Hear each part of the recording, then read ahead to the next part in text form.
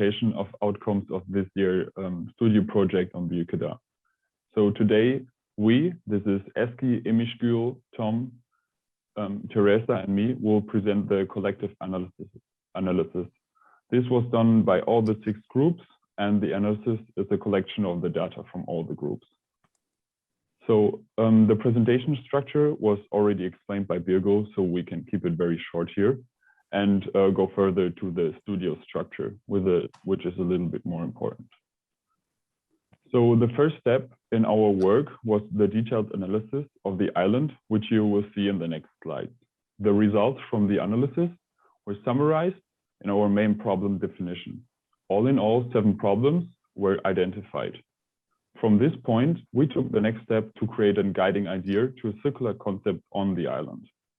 And this guiding idea and the local problems led us to our strategy part, where 6 groups worked together to create actions and visions to make the island more livable in the future. So since we have some foreign guests, I would firstly like to talk shortly about Adalar Islands and their location.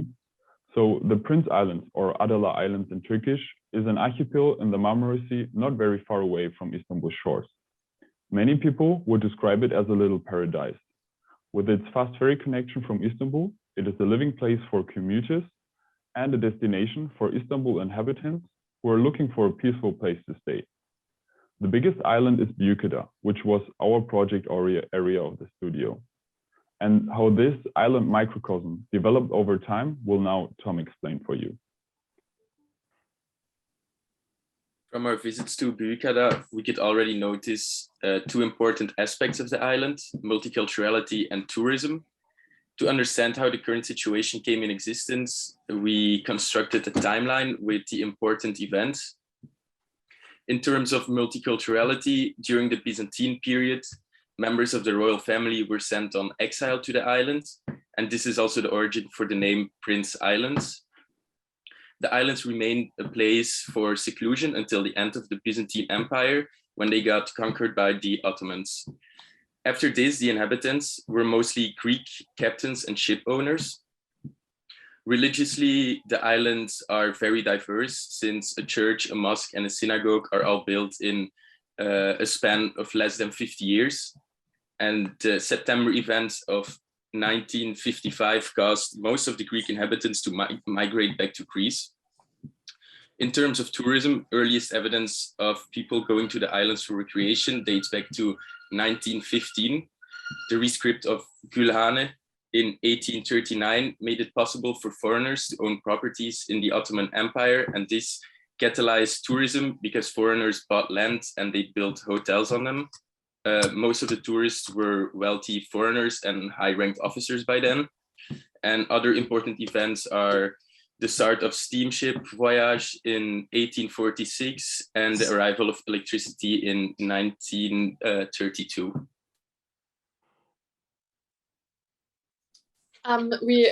We also conducted some interviews to really understand some interviews of the islanders to really understand their needs and the island's identity. For example, Mustafa, at the age of 11, complains that the Sea Club is very expensive, not accessible for everyone. Or Gamse, 53, reports that the main squares are too full in summer and there's a lack of events.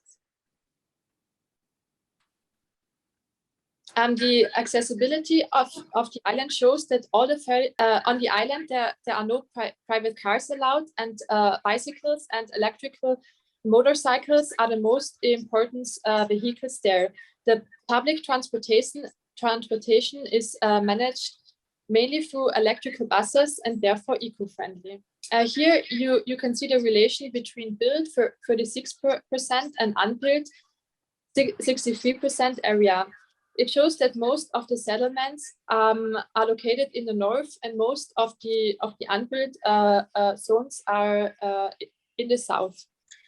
Now the islands consist of several squares, which are part of the characteristics of the islands. And each square forms a meeting point for the islanders, like for example, beginning with the Atatürk Square, where visitors are mostly waiting for their ferry. or the clock tower, so the clock square, which is the gathering point of the most of the people. And beside the important squares of Büyükada, it also has a long and valuable history, as mentioned before, and which contains different cultures and religions. And this diversity left behind a lot of valuable architecture. I'm not going to name them all, but some examples are, for example, first of all, the well-known Greek Orthodox orphanage, which is considered the largest wooden building in Europe and second largest in the world. Or, for example, there are also a lot of historical mentions, like the Trotsky House, where the famous terrorist and politician Leon Trotsky lived from 1923 till 1933. Or, for example, the Taş Mektep, which functioned as a primary school from 1922 till 1967. Like Teresa also said, the city center is the most crowded place of the island. After an analytic academic work, we came to know that the most of the buildings consist of civil architecture, which are also mostly historical with different styles of architecture.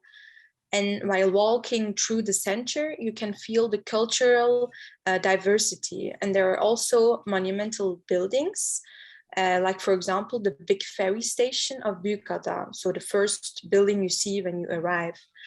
But the center consists also of lost civil architecture and non-civil architecture. Beside these beautiful buildings in the island, during your visit on Büyükada, you can also notice some spaces and buildings which are empty or even became ruins. Which is a bit sad to see. And there are also a lot underused spaces, like an old storage space. And these places could be actually used again and could be reactivated in a creatively way, which would also be useful for the people of the islands. Büyükada is not only the biggest island in size, it also has a population of 8,262 people, which is the largest of the islands. In the summer, this population rises to around 65,000, and this huge gap is one of the main problems of the islands. When we look at the age of the inhabitants, we can clearly talk about an aging population. The young people often move away from Büyükada because it doesn't offer all the infrastructure you would find in Istanbul, for example. When we look at the number of people who use the ferry to the island, we see a total of more than 2 million people visited in 2019. This is way too much for an island with a permanent population of only 8,000 people. And because it threatens and damages the nature of the island and it causes for the island culture to disappear, it remains one of the biggest threats for the island. Most of them come during the summer months to spend the day at the beach clubs, bike or walk around in the nature and enjoy one of the many bars and restaurants. So in terms of economy, we can call it a mono economy because the island is so dependent on the tourists. Looking at the flow of tourists coming every year, a picture gets visible where a linear connection is drawn from the island to Istanbul. Because of its island habitus, all products for the tourism economy have to be imported. After the use, it gets sent back as waste, which through the ship connection creates a massive CO2 footprint and a high price of products on the island. This led us to a point where we wanted to look deeper in the material flow on the island. So different materials are being imported. Most of them are being used in the multiple renovation projects for the daily living of the inhabitants, but also for the tourism industry. But what happens when a material reaches the point of not being used anymore? Some initiatives on the island, but also parts of the local economy, can be found that make use of thrown away material. These are mostly local craftsmen who repair and refurbish old building parts or tools, and local composting initiatives who try to save organic waste. But a lot of used material is sent back to Istanbul as waste, and even many additional material from the visitors has to be dealt with. So a lot of disposed material still would give the opportunity to be used or processed further, but many potentials on Buyukada stay really unused. Now, one of the best parts of visiting Büyükada is the sharp contrast it provides to the concrete jungle of Istanbul across the sea. Now, Büyükada has a nature park with an area of approximately 4.5 hectares. And this park, which is the best example of the combination of green and blue, was declared as a nature park in 2011. Now, Büyükada consists also of various plant and tree species, which creates a different atmosphere. Now, the current production activities on the islands are beekeeping, viticulture, olive cultivation, livestock, and fishing. These are the local production forms of Büyükada. And the island consists also of a few risks. Now, the first one is flood risk. And due to the absence of any dam structure or river in Büyükada, a flood risk analysis due excessive precipitation was prepared in terms of ground and topographic characteristics. And among these areas, the risk areas located in the northwest and west, so Dilburnu of the island, are also risky areas for the urban cultural heritage. And according to the flood and flood risk analysis, in the west of Büyükada, the immediate surroundings of civil architecture examples, such as the Trotsky Mansion, the Ilyasco Mansion and its surroundings on the coast of, for example, Yilmaz Türk Street in the east of the island, are very much emerged as a high risk area. And the second form of a risk is fire risk. And in the fire exits risk analysis, where high risk areas have emerged in the south part of İsatepe and Dilburnu, where there are areas with mature and high cover, red pine texture, and steeply inclined and south-oriented regions are located, are very risky places. There is seen that high-risk areas are concentrated also in the central and southern parts of the island, and depending on the density of vegetation, of course.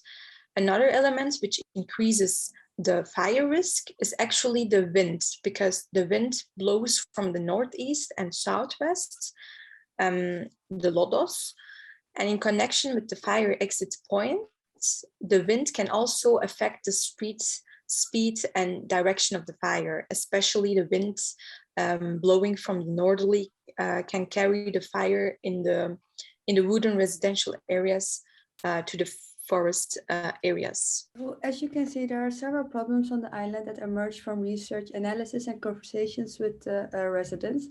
All problems summed up that reveals that there is actually no fixed income on the island. There's no recycling or waste management. The island now has like new interventions to improve this, but it's not quite working yet actually. There are a many tourists, especially in the summer. Walking on the island, you don't actually have access to the shore. There's a generation gap on the island with almost no youth. And one of the main problems is that the identity and culture on the island is actually disappearing. And there's actually no crowd management, especially during the holidays. So in this studio, we asked ourselves the question, how can we solve these problems in a sustainable way? In the next following presentations, you will discover our proposals, and we actually will start with the group of circularity. This was our presentation. Thank you for listening.